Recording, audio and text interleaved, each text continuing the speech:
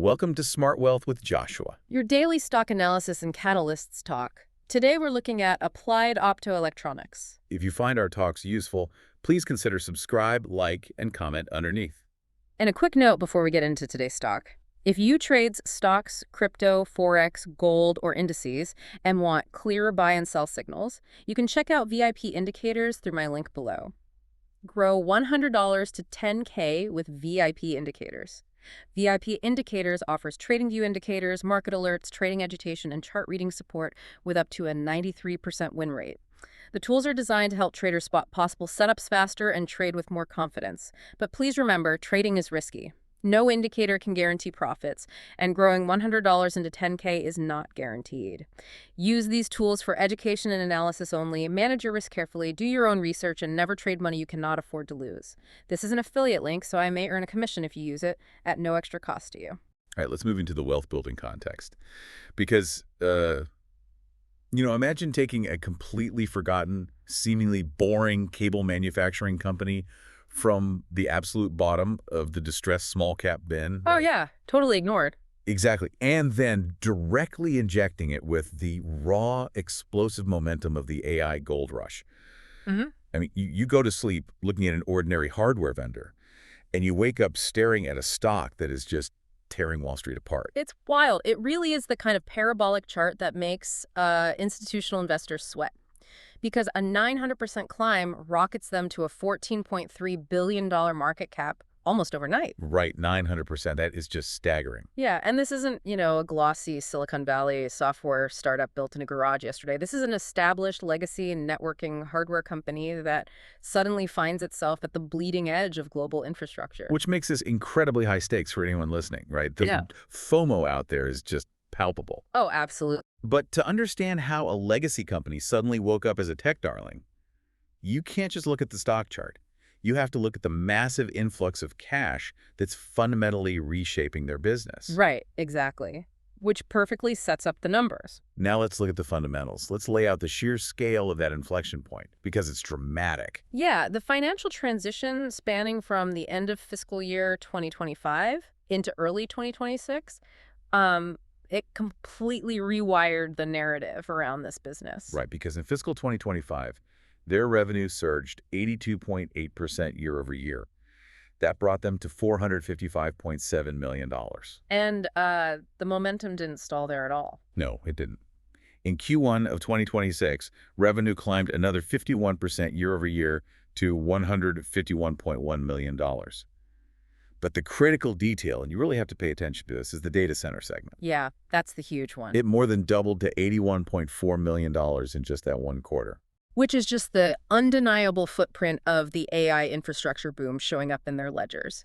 And, management is leaning into this hard. They're actively guiding for over $1 billion in total revenue for 2026. Okay, let's unpack this, though, because this is where I start getting a little skeptical. Oh, sure. Make sense? Right. Yeah, the growth percentages sound amazing. Yeah. But there's a massive elephant in the room. If you actually look at the bottom line, they posted a GAAP net loss of over $38 million last year. Yep, that's true. And then they lost another $14 million in Q1 of 2026. So I had to play devil's advocate here. Why is the market rewarding a company with a $14 billion valuation when they are actively bleeding tens of millions of dollars in cash? Well, what's fascinating here is how the market is weighing the difference between a failing business model and the brutal realities of operational leverage. You mentioned GAAP net loss, right? Right. Generally accepted accounting principles. Exactly, which includes absolutely every expense on the books, including massive non-cash expenses like stock-based compensation. But if you look at their non-GAAP numbers, which strip out those non-cash charges to show the actual operating health of the business, they nearly reached break-even in Q4 of 2025. Okay, but heavy lifting still costs real money. It does, yes. But institutional investors are looking past the headline losses because they see a company in the heavy lifting phase of scaling. So explain how operational leverage actually justifies these kinds of upfront losses for a hardware manufacturer. Okay, let's think about building a highly specialized pipeline for AI. To lay the foundation, your upfront costs are just astronomical. You're paying for advanced robotics, massive clean rooms, thousands of engineers, raw material. Right, the initial setup is brutal. Exactly. On day one, the very first optical transceiver you produce technically costs you a massive fortune. You are deeply in the red. But the fixed costs don't change whether you produce 1 unit or 1 million units. Ah, I see where you're going with this. Yeah. Right. Once that manufacturing line is running at full capacity, the cost to produce that millionth unit plummets. Most of the revenue from that unit drops straight through to the bottom line as pure profit. So the market isn't pricing in the losses of today.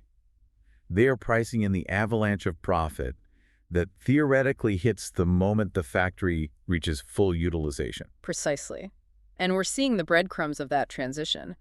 With their Q2 2026 gross margins expected to hold steady around the 29 to 30% mark, the entire narrative on Wall Street is shifting. Transitioning from a revenue growth story to an earnings power story, right? Yeah, exactly, where the market starts calculating the sheer profitability of their future scale. So they have the financial momentum. But scaling revenue that aggressively only happens if you have a technological advantage that your clients are absolutely desperate for. Which brings us to the actual hardware. Yeah, this is where we cross over from corporate finance into pure physics. We have to look at their unique first-mover advantage in a technology called linear pluggable optics, or LPO. Right, combined with their vertically integrated manufacturing process. Let's break down LPO, because it's the linchpin of this entire bull thesis. What exactly is a linear pluggable optic? Well, to understand the breakthrough, you have to look at the industry standard they're trying to replace.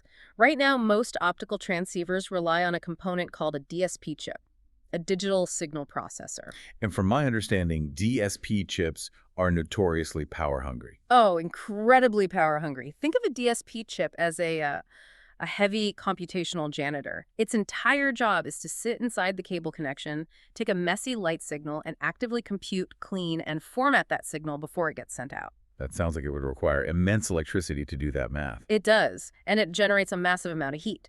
But Applied Optoelectronics developed this LPO technology that completely eliminates the need for that DSP chip. They just took the janitor out of the equation entirely. Wait, really? How do you just remove a crucial signal cleaning step like that without the data becoming totally corrupted? That is where their vertical integration comes in. Most of their competitors are essentially assemblers. They buy their lasers from third-party suppliers, meaning they don't control the base quality of the light. Which is why they desperately need that DSP chip to clean up the mess. Exactly. But Applied Optoelectronics manufactures its own highly specialized lasers in-house. Because their proprietary lasers are of such immaculate precision, the raw signal is already pristine. It simply doesn't need a DSP chip to act as a middleman. Okay, here's where it gets really interesting for me. It reminds me of the restaurant industry. Oh, how so? Well, most restaurants have to buy their ingredients from a chaotic grocery store supply chain. By the time the produce arrives, it's bruised and degraded. The chef, who acts as the DSP chip in this scenario, has to spend hours trimming and heavily seasoning the food just to make it presentable. Oh, I love this analogy. Right. But Applied Optoelectronics doesn't rely on the chaotic supply chain. They own the farm. They grow the vegetables themselves. The ingredients arrive in the kitchen so structurally perfect that they don't need to be heavily processed. You just serve them raw. That is a perfect analogy for vertical integration. And the physical results of serving the signal raw are what triggered this massive stock run. By completely removing the DSP chip, their LPO technology cuts the energy consumption of data transfer by up to 50%. Wow, 50%? Yeah, and because there's no computational middleman processing the signal, it slashes latency. The data literally moves faster. Okay, saving 50% on power sounds fantastic on paper. But I want to push back on the scale of this reaction. Why is a 50% efficiency gain on a cable driving billions of dollars in new valuation?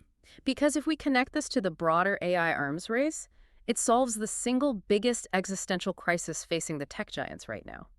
Look at what hyperscalers like Amazon, Google, and Microsoft are physically building. Massive GPU clusters, right? Like NVIDIA's new Blackwell architecture. Yes, we're talking about tens of thousands of super chips wired together in a single building. And here's the dirty secret of the AI revolution. The ultimate bottleneck is no longer computing speed. It is pure, raw electricity. Oh, wow. They're literally running out of power grid capacity. Exactly. The GPUs draw so much current and run so hot that local energy grids cannot support them. Therefore, Every single watt of power you can save on the millions of network cables connecting those chips is a watt of power you can reroute back to the actual AI processing. Ah, I see. So cutting energy by 50% on data transfer isn't just to save a few bucks on the utility bill. It is a hard physical limit on how large of an AI brain these companies can actually build. It's an absolute game changer for data center architecture, Yeah. and the hyperscalers know it. This is exactly why Applied Optoelectronics recently secured a highly strategic warrant framework with Amazon. Let's define that for the listener quickly, because a warrant framework isn't a standard purchase order. What does that actually mean? Right, so a warrant framework is a financial instrument that gives Amazon the right to buy shares of Applied Optoelectronics at a predetermined price in the future. It's a brilliant, aggressive alignment of incentives. Because if Amazon buys massive amounts of their LPO technology, the revenue skyrockets and the stock price goes up. Exactly. Amazon can then exercise their warrants to buy the stock at a steep discount, making a fortune. It practically guarantees Amazon's business. And it's working. They just locked in over $324 million in recent orders for their 800G and next-generation 1.6T transceivers. That brings us to the catalyst timeline. What are the key operational catalysts over the next 3 to 6 months that will prove who is right? Well, the first major test is their upcoming Q2 earnings report. Management guided for revenue between $180 and $198 million. The entire market is going to watch that print like a hawk. What specifically are they looking for? Do they hit the high end of that guidance? And more importantly, do they maintain their gross margins above 30%? That 30% mark is the psychological threshold that proves they're successfully transitioning into an earnings powerhouse. What about the hardware deployment side? Are there physical milestones coming up? Oh, definitely. The operational launch of the 1.6T transceiver shipments, these are expected to begin early in Q3 and aggressively ramp up through Q4. 1.6 terabits per second. That's the absolute bleeding edge of optical speed, right? Yes, it is. Successfully manufacturing and shipping those at mass volume without yield issues is critical. Additionally, we're watching for the operational launch of their new Sugar Land facility this summer. And the progress of their product qualification with Oracle, I assume. Exactly. Oracle being another massive potential hyperscaler client. If they get fully qualified there, it proves their technology is the industry standard, not just an Amazon experiment. Now let's pivot to the chart, because this extreme tug-of-war is creating massive volatility. Fractured is putting it mildly. We are seeing some of the most dramatic technical volatility of any mid-cap tech stock on the market. Right, let's look at the price action. The stock hit an all-time high of $185.98 on May 1st. And just as a reminder, this exact same stock had a 52-week low of $12.56. That climb is literally breathtaking. It is. And the momentum swings are wild. Just a few days after hitting that high on May 12th, the stock surged 24% in a single trading session, based purely on analyst upgrades. Yeah, and if we look at the near-term technical indicators, they tell a story of a stock that is exhausted from its own sprint. Currently, the MACD, the Moving Average Convergence Divergence Indicator, is sitting below its signal line, and it is flashing a negative histogram. For those of us who aren't, day trading with complex chart overlays, what does a negative histogram on the MACD actually tell us? Well, the AAOI measures the relationship between two moving averages to gauge momentum. A negative histogram simply means that the short-term upward momentum is rapidly cooling off compared to its longer-term trend. So the stock is digesting its massive run. Exactly. It's absorbing a wave of profit-taking from early investors who wrote it up from $12. The immediate psychological test for the market is whether buyers are willing to step in and fiercely defend the $180 price level. So what does market sentiment look like? Because analyst price targets are wildly divergent. Oh, totally. You have firms like Rosenblatt planting their flag with an incredibly bullish price target of $220. Meanwhile, you have Northland Securities sitting completely on the other side of the fence with a target of $57.50. That spread is staggering, $220 versus $57. It really highlights the intense human psychology at play here. It's the classic psychological trap of momentum trading. Right. Yeah. On one hand, you are wrestling with severe FOMO, the fear of missing out on a stock that just ripped 900%.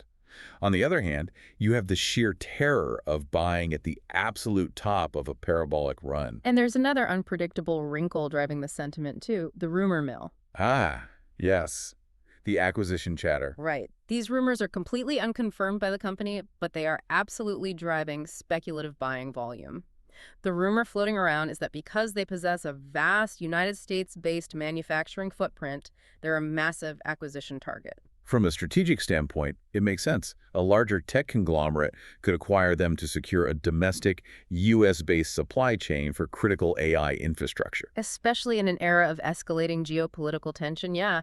But from an investment perspective, you never, ever want to base a core thesis on unconfirmed rumors. Absolutely. Now let's talk about the risks. Because having the blueprints doesn't mean you can instantly build the engine. Right. Physically manufacturing hundreds of thousands of these units requires factories, and building factories requires a mountain of cash they simply don't have. Which triggers the next massive risk in this story, the $600 million question. This is where the tension between their technological potential and their financial reality snaps into clear focus. They're expanding incredibly aggressively. They secured a $20.9 million grant from Texas. They're building a new 210,000 square foot facility in Sugar Land and a massive expansion in Pearland. That's over 500,000 square feet of advanced manufacturing space. And to fund it, on May 14th, they dropped the bomb. They filed a $600 million equity distribution agreement. Essentially, they're creating and selling hundreds of millions of dollars worth of new stock. And the market reacted instantly. The stock dropped 5% on the news of the filing. If you're listening and holding this stock right now, you are probably staring at that dilution announcement, feeling a pit in your stomach. Because selling new stock dilutes the value of the shares you already own. You're taking the same size pizza and cutting it into way smaller slices. Yep. Furthermore, you have to look at the current valuation. The stock is currently trading at 31.3 times price to sales. That ratio is critical context because the industry average for this sector is roughly 2.4. Exactly. Investors are paying over $31 for every single dollar of sales the company makes. It's priced for absolute flawless perfection. So, is this massive stock sale a giant red flag? This raises an important question about how you value a company undergoing hyperscale transformation. Let's lay out the absolute worst-case scenario, the bear case first. What are the bears saying? The bears look at that 31.3 ratio and argue the company is up to 144% overvalued right now. Several rigorous models suggest a fair intrinsic value of just $78 a share. Which is terrifying. What else are the bears worried about? The extreme customer concentration risk. A massive chunk of their fate is tied directly to Amazon. And that warrant framework we discussed, it's a double-edged sword. Yes, it incentivizes Amazon to buy, but it gives Amazon terrifying leverage. If Amazon decides to squeeze them on pricing to boost their own margins, they have almost no negotiating power. Exactly. Furthermore, there is the execution risk on the manufacturing floor. When you scale up to producing 700,000 advanced units a month, if a single robotics line gets slightly misaligned, you're suddenly producing thousands of useless, highly expensive pieces of scrap. But if they don't dilute the stock to build those factories, they choke on supply, right? They lose the business forever. Yes. That $600 million dilution isn't a sign of distress. It is strictly necessary capital to survive their own success. Dilution is the price of entry into the big leagues. So with everything on the table, what's the final verdict? Looking at the totality of the data, the fundamental tech advantage outweighs the near-term valuation fears. The bullish score comes out to a 7 out of 10. But with a specific caveat, right? Yes, this is a multi-year hold thesis, specifically a 12 to 18-month horizon. Why lock into that specific time frame? Because the ultimate payoff for all of this aggressive expansion relies entirely on holding through the second half of 2026. That is when the 1.6T product fully ramps up and the new factories are humming at capacity. And hopefully they cross that $1 billion revenue threshold. If they execute on that timeline, that crazy valuation suddenly looks entirely justified by real, tangible bottom-line profits. It is an incredible, immensely high-stakes evolution. But looking beyond just this one company, this leaves us with a broader macro question to ponder. As AI GPU clusters grow so overwhelmingly powerful that traditional copper wiring physically cannot handle the data loads, what other hidden, boring legacy infrastructure components are quietly becoming the absolute most critical bottlenecks of the future? Something you should definitely keep in mind the next time you overlook a boring industrial hardware stock. And if you want extra help reading trading charts, you can check out VIP indicators through the link below. The campaign is Grow $100 to 10K with VIP indicators, and their tools include TradingView indicators, market alerts, and trading education with up to a 93% win rate. But trading always carries risk, and no profits are guaranteed. Use the tools for education and analysis, manage your risk carefully, and always do your own research before making any trade. This is an affiliate link, and I may earn a commission at no extra cost to you. And if this episode helped you, please subscribe, like, and comment underneath. We'll see you in the next Smart Wealth with Joshua episode.